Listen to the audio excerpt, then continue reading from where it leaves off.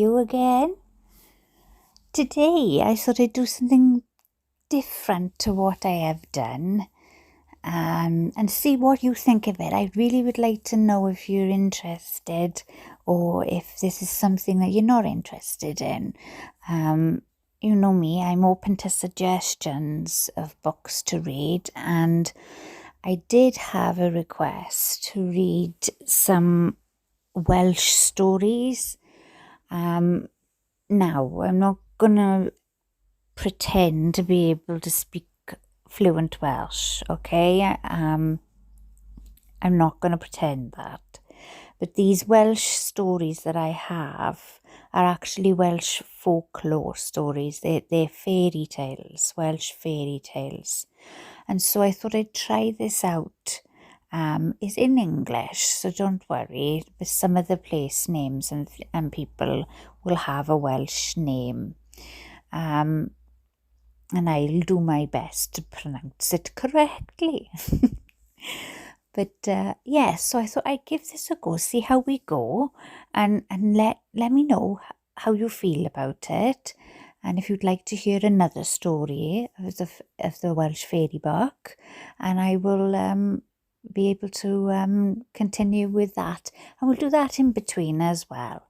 As our usual, reading our books, special requests, short funny stories, the emotional nice, like the poetry and the stories that we remember from when we were children, all of those, and obviously the ones that just crack me up and make me just lose my breath and everything else. And I've got another request that I have just received the book for, which is on the lines of that. So, but to break it up and to suit it to all my audience, I try to do a little bit of everything. So let me know what you think. Please hit the like and subscribe button and share this out to everybody. And hopefully then if you give me some feedback in the comments, I can then have a good look and respond back to you and see how we get on with it. So it's my first time reading this book, so I'm going to ask for your patience just in case, because it's written in like a font that is almost like a old Englishy kind of way. So a little bit on the eyes is, it's a bit harsh. But let's start. The first folklore story from the Welsh fairy book is The Lady of the Lake. Here we go. High up in a hollow of the Black Mountains of South Wales is a lonely sheet of water called Llyn Fach. In a farm not far from this lake, where there lived in the olden time a widow with an only son whose name was Gwyn. When this son grew up, he was often sent by his mother to look after the cattle grazing. The place where the sweetest food was to be found was near the lake, and it was thither that mild-eyed beasts wandered whenever they had their will. One day, when Gwyn was walking along the banks of the mere, watching the kine crop in the short grass, he was astonished to see a lady standing in the clear, smooth water some distance from the land. She was the most beautiful creature that he had ever set eyes upon, and she was combing her long hair with a golden comb, the unruffled surface of the lake serving her as a mirror. He stood on the brink, gazing fixedly at the maiden, and straightway knew that he loved her. And he gazed.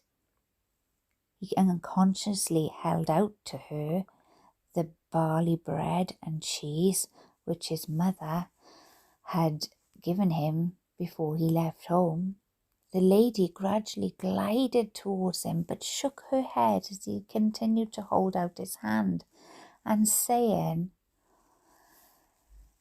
"O thou of the crimped bread, it is not easy to catch me." She dived into the water and disappeared from sight. He went home full of sorrow and told his mother of the beautiful vision he had seen. As they pondered over the strange words used by the mysterious lady before she plunged out of sight, they came to the conclusion that there must have been some spell connected with the hard-baked bread, and the mother advised her son to take with him some toes, these are in quotation marks, of unbaked dough when he went to the lake. Next morning, long before the sun appeared above the crest of the mountain, Gwyn was by the lake with the dough in his hand, anxiously waiting for the lady of the lake to appear above the surface. The sun rose, scattering with the powerful beams the mists which veiled the high ridges around and mounted high in the heavens. Hour after hour the youth watched the waters, but hour after hour there was nothing to be seen, except the ripples raised by the breeze and the sunbeams dancing upon them. By the late afternoon, despair had crept over the watcher, and he was on the point of turning his footsteps homeward, when to his intense delight the lady again appeared above the sunlit ripples. She seemed even more beautiful than before, and Gwyn, forgetting in admiration of her fairness all that he had carefully prepared to say, could only hold out his hand, offering her to the dough. She refused the gift with a shake of the head as before, adding words, "O thou of moist bread, I will not have thee." Then she vanished under the water, but before she sank out of sight, she smiled upon the youth so sweetly and so graciously that his heart became fuller than ever of love. As he walked home slowly and sadly, the resemblance of her smile consoled him and awakened the hope that when she appeared, she would not refuse his gift. He told his mother what happened, and she advised him, inasmuch as the lady had refused both hard-baked and unbaked bread, to take with him next time bread that was half-baked. That night he did not sleep a wink, and long before the first twilight he was walking the margin of the lake with half-baked bread in his hand, watching its smooth surface even more impatiently than the day before. The sun rose and the rain came, but the youth heeded nothing as so eagerly strained his gaze over the water. Morning wore to afternoon and afternoon to evening, but nothing met the eyes of the anxious watcher but the waves and the myriad dimples made in them by the rain. The shades of light began to fall, and Gwyn was about to depart in sore disappointment, when, casting a last farewell look over the lake, he beheld some cows walking on its surface. The sight of these beasts made him hope that he would be followed by the lady of the lake. And sure enough, before long, the maiden emerged from the water. She seemed lovelier than ever, and Gwyn was almost beside himself with joy at her appearance. His rapture increased when he saw that she was gradually approaching the land, and he rushed into the water to meet her, holding out the half-baked bread in his hand. She, smiling, took his gift and allowed him to lead her to dry land. Her beauty dazzled him, and for some time he could do nothing but gaze upon her.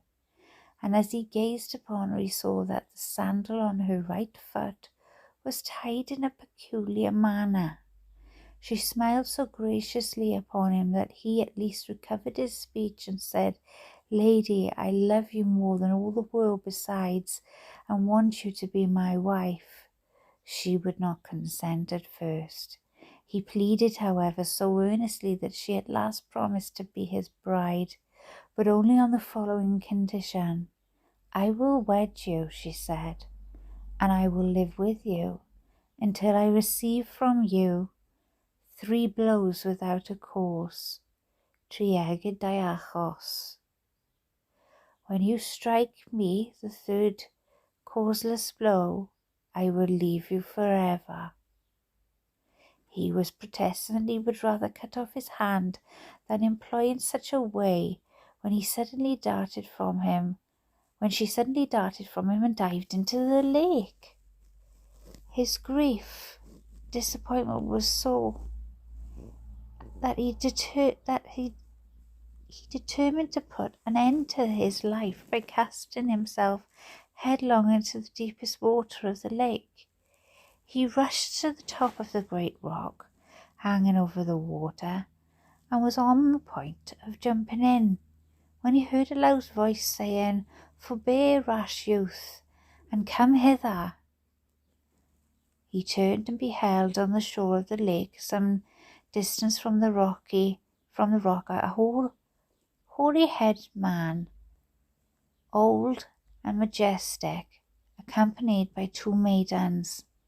He descended from the rock in fear and trembling, and the old man addressed him in comforting accents. "Mortal, thou wishest to wed one of these my daughters. I will consent to the union if thou wilt point out to me the one thou lovest."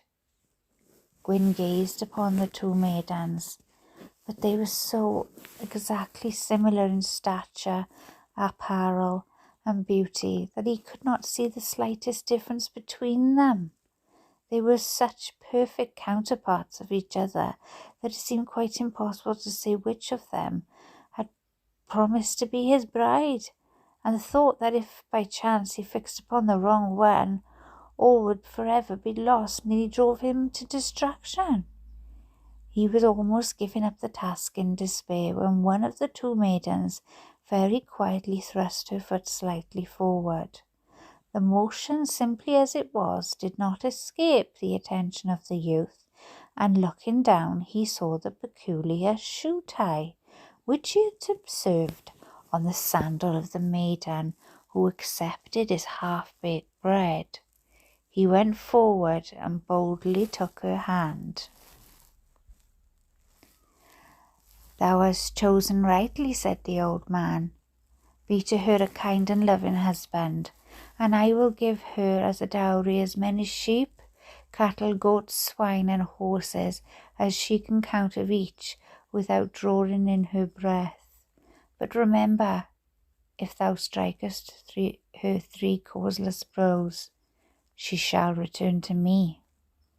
Gwyn was overjoyed, and again protested that he would rather lop off his limbs than do such a thing. The old man smiled, and turning to his daughter desired her to count the number of sheep she wished to have. She began to count by 5s.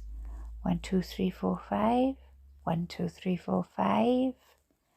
1, 2, 3, 4, 5. As many times as she could until her breath was exhausted. In an instant, as many sheep as she had counted emerged from the water. Then the father asked her to count the cattle she desired. 1, 2, 3, 4, 5. 1, 2, 3, 4, 5. 1, 2, 3, 4, 5. She went on counting until she had to draw in her breath again. Without delay, black cattle to the number she had been able to reach came lowing out of the mere. In the same way she counted the goats, the swine and horses she wanted, and the full tale of each kind ranged themselves alongside the sheep and cattle. Then the old man and his old daughter vanished. The Lady of the Lake and Gwyn were married amid great rejoicing, and took up their home at a farm named Lady, where they lived for many years. They were as happy can be. Everything prospered with them, and 3 sons were born to them. When the eldest boy was 7 years old, there was a wedding some distance away, to which Nelfych, for that was the name of the Lady of the Lake, gave herself, and her husband was specifically invited. When the day came, the 2 started and were walking through a field in which some of their horses were grazing, when Nelfych said that the distance was too great for her to walk and she would rather not go. "We must go," said her husband, "and if you don't like to walk, you can ride one of the horses. Do you catch one of them while I go back to the house for the saddle and bridle?" "I will," she said. "At the same time, bring me my gloves. I have forgotten them. They are on the table." He went back to the house, and when he returned with the saddle and bridle and gloves, he found to his surprise that she had not stirred from the spot where he had left her. Pointing to the horses, he playfully flicked her with the gloves and said, "Go, go, dos." "This is a first causeless blow," she said with a sigh, and reminded him of the condition upon which she married him, and a condition which he had almost forgotten. Many years after, they were both at a christening, and all the guests were full of mirth and hilarity. Nelfych suddenly burst into tears and sobbed piteously. Gwyn tapped her on the shoulder and asked her why she wept. "I weep," she said, "because this poor innocent babe is so weak and frail that it will have no joy in this world. Pain and suffering will fill all the days of its brief stay on earth, and in the agony of torture will it depart its life. And the husband thou hast struck me, the second causeless blow." After this, Gwyn was on his guard day and night, not to do anything which could be regarded as a breach of their marriage covenant. He was so happy in the love of Nelfych and his children that he knew his heart would break if through some accident he gave the last and only blow which would take his dear wife from him. Some time after, the babe whose christening they had attended, after a short life of pain and suffering, died in agony as Nelfych had foretold. Gwyn and the Lady of the Lake went to the funeral, and in the midst of the mourning and grief, Nelfych laughed merrily, causing all to stare at her in astonishment. Her husband was shocked at her high spirits on such a sad occasion, that he touched her, saying, "Hush, wife, why dost thou laugh?" "I laugh," she replied, "because the poor babe is at last happy and free from pain and suffering." Then rising, she said, "The last blow has been struck. Farewell." She startled off immediately towards Lady, and when she arrived home, she called her cattle and other stock together, each by name. The cattle she called thus: brindled cow, bold freckled; spotted cow, white speckled; e-flower, swords mottled; the old white faced, and the grey gigan with the white bull. From the court of the king, and thou little black calf, suspended on the hook, come thou also whole again home. They all immediately obeyed the summons of the mistress. The little black calf, although it had been killed, came to life again, and descended from the hook, walked off with the rest of the cattle, sheep, goats, swine, and horses, at the command of the Lady of the Lake. It was the spring of the year, and there were 4 oxen ploughing in one of the fields. To these she cried, "Ye 4 oxen that are on the field, come you also, whole and well home." Away went the whole of the livestock with the lady across the mountain to the lake from whence they had come, and disappeared beneath its waters. The only chance they left was the furrow made by the plough, which the oxen drew after them in the lake. This remains to this day. Gwyn's heart was broken. He followed his wife to the lake, crushed with woe, and put an end to his misery by plunging into the depths of the cold water.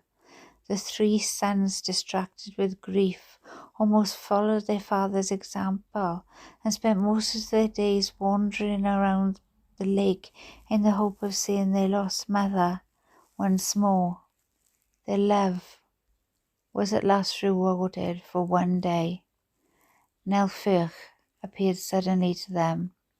She told them that their mission on earth was to relieve the pain and misery of mankind.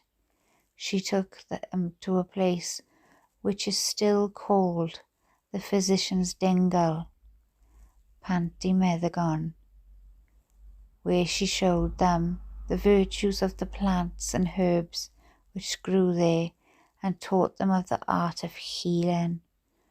Profiting by their mother's instruction, they became the most skillful physicians in the land.